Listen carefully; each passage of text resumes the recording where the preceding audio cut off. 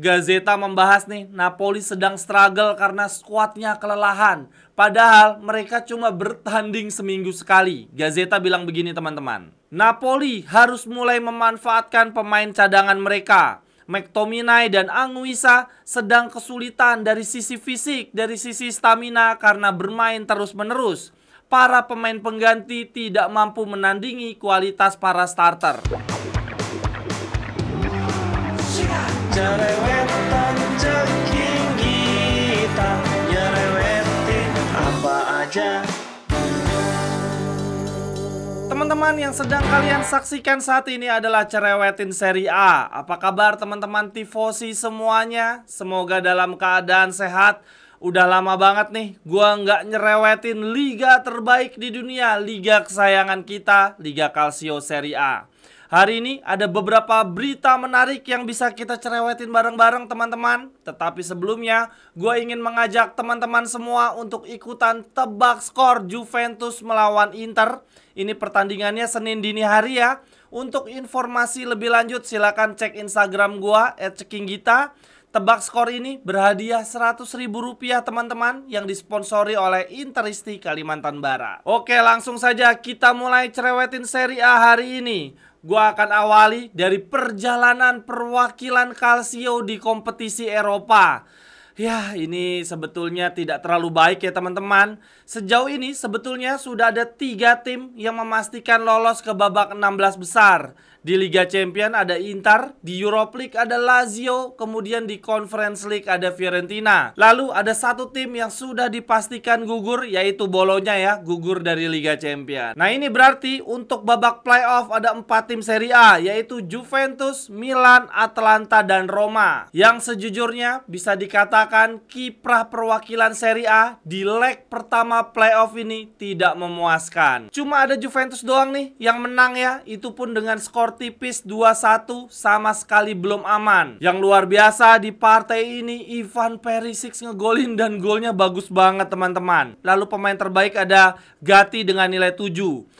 Lalu ini bek kiri barunya Juventus, Kelly, mendapatkan nilai 5, pemain terburuk di lapangan. Di pertandingan ini, Juventus sudah memainkan 3 pemain yang direkrut di Winter Mercato ya, yaitu ada Veiga, center back tengah, kemudian ada Kelly, full back kiri, dan juga Kolo Muani. Yang cukup mengejutkan teman-teman, salah satu penampil terburuk versi Gazeta, yaitu Di Gregorio, cuma mendapatkan nilai 5 saja. Padahal di awal musim Serie A ya, Di Gregorio menjadi salah satu kiper yang paling sulit ditembus. Hampir di setiap pertandingan gawang Juventus selalu perawan. Ya, semoga di leg kedua nanti di kandang PSV Juventus bisa mempertahankan keunggulan ini ya teman-teman. Sebetulnya cukup seri saja maka Juventus akan lolos ke babak 16 besar. Lalu kemudian playoff lainnya ada Milan dan Atalanta yang sama-sama mengalami kekalahan. Tetapi keduanya kalah di partai away teman-teman. Jadi menurut gua masih punya peluang yang sangat besar untuk revenge ya, karena di leg kedua nanti akan bermain di hadapan pendukung sendiri. Di partai lawan Feyenoord, Milan kebobolan sangat cepat dan ini sepertinya lebih ke kesalahannya Maignan ya teman-teman. Makanya nggak heran Gazeta ngasih nilai 4 nih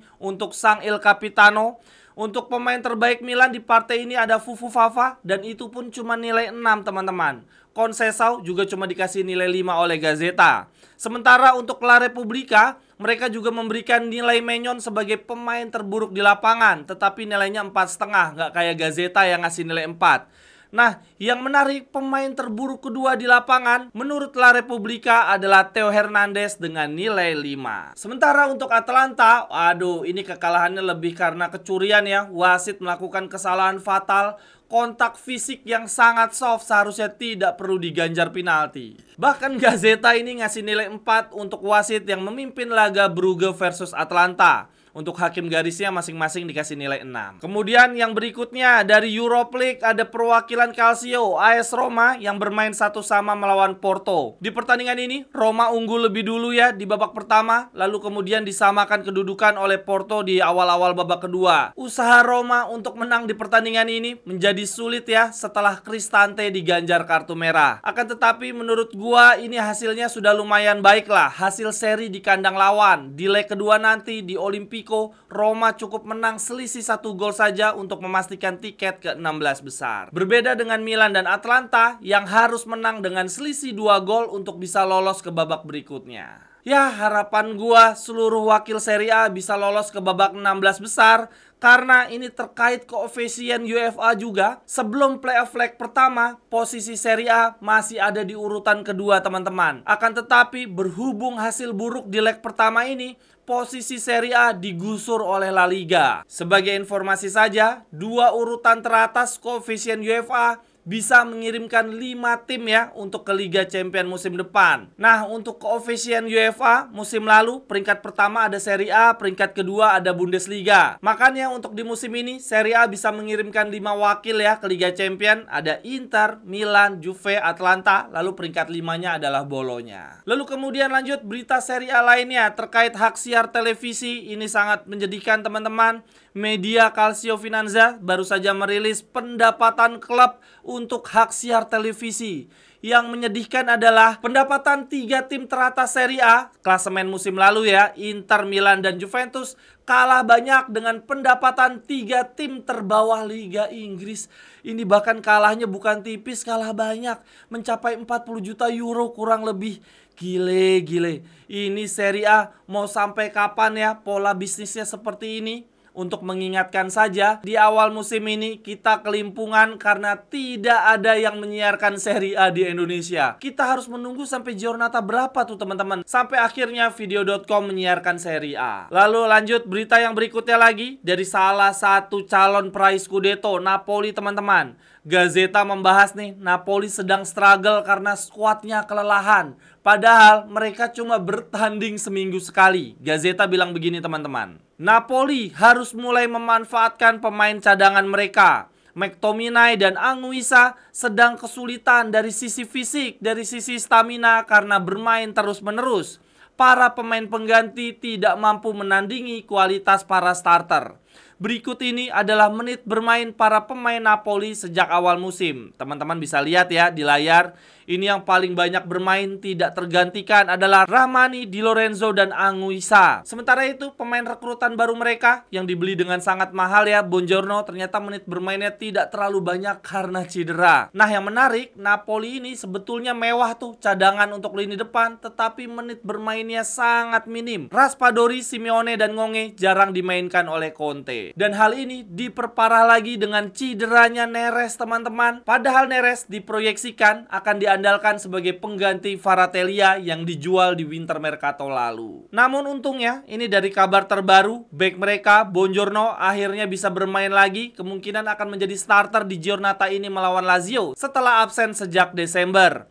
Oleh karenanya ini berbagai media mengatakan sepertinya Conte di partai lawan Lazio akan kembali menggunakan formasi andalannya 3-5-2 yang selama ini dia tinggalkan ketika menukangi Napoli. Sejujurnya luar biasa juga sih Conte bisa bermain dengan formasi 4 back bersama Napoli. Lalu kemudian lanjut berita berikutnya lagi, ini kabar duka menyelimuti Atalanta. 2 penyerang andalan mereka cedera yaitu Lookman dan Scamacca.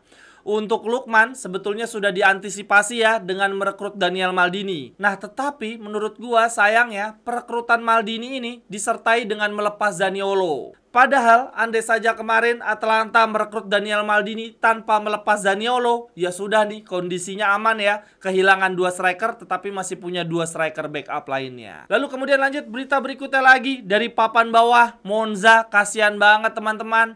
Mereka kalah 6 pertandingan dari 7 partai terakhir. Gazzetta bilang begini, kekalahan ke-6 Monza dari 7 pertandingan terakhir membuat partai melawan Lazio adalah pertandingan terakhir dari Bossetti. Galliani telah memutuskan untuk mengganti pelatih lagi. Dan pelatih yang dia pilih adalah pelatih Monza sebelumnya, Alessandro Nesta. Anjir ini Galliani pasti pusing banget ya. Padahal ketika Monza promosi ke Serie A, waduh itu gembar-gembornya luar biasa, merekrut pemain-pemain hebat. Ini ternyata Monza tidak bisa bertahan lama ya di Serie A. Semoga Como tidak bernasib sama deh dengan Monza. Cuma 1-2 musim doang setelah promosi, sangat mengejutkan di Serie A. Di musim berikutnya langsung ambiar total. Nah yang menarik teman-teman, di skuad Monza saat ini sebetulnya tidak buruk-buruk banget, bahkan terhitung mewah. Ini ada Castrovilli yang sebelumnya bermain untuk Fiorentina dan masuk final Conference League 2 kali berturut-turut. Lalu ada Sensi juga nih. Ya, walaupun di musim lalu sedikit sekali bermain untuk Inter, tetapi dia tetap saja merupakan bagian dari skuad Scudetto ke-20 Inter. Di musim ini nasib keduanya berbanding terbalik sangat jauh. Tim yang mereka bela ada di juru kunci dan kemungkinan besar akan degradasi. Bagi teman-teman yang ingin mengajak kerjasama bisnis atau membeli jersey serta merchandise lainnya, silakan hubungi nomor gua yang ada di kolom deskripsi. Lalu kemudian yang terakhir, Serie A pekan ini memasuki Giornata 25 dan ada dua grande partita yang kemungkinan besar bisa merusak nih, bisa mengubah konstelasi papan atas klasemen.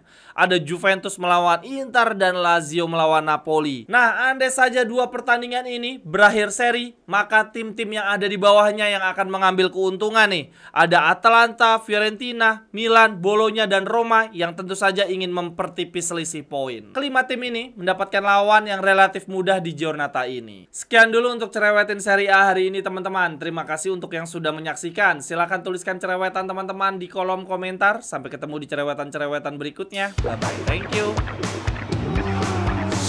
Cerewetan ceking kita, nyerewetin apa aja.